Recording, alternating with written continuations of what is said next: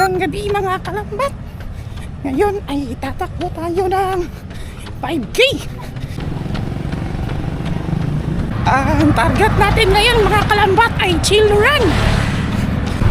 Ngayon ang target natin na pace mga kalambat ay 7 to 8 minutes lang. Let's go! Mga kalambat, pipigilan natin ang sarili natin ngayon na magmadali. Dapat ang ating pace ngayon ay controlled talaga na 7 at saka papuntang 8 minutes. Baka kasi manggigil ako mga kalambat. Maging kamote. Mga kalambat, medyo naghinay-hinay ako kasi maramdaman ko biglang bumibilis. Ako'y hinahamak. Pero 1K na tayo. Let's go!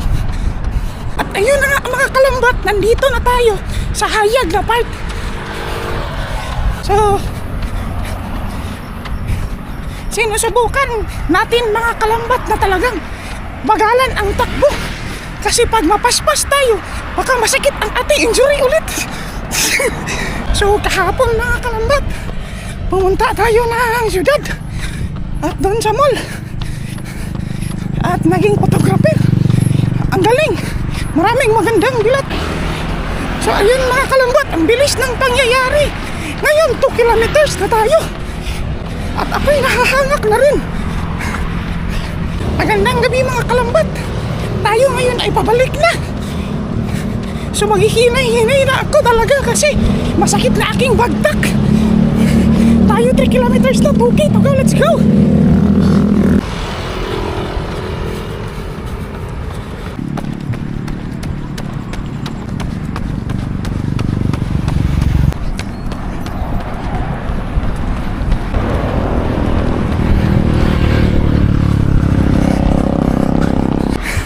Hinaka ko mga kalambat.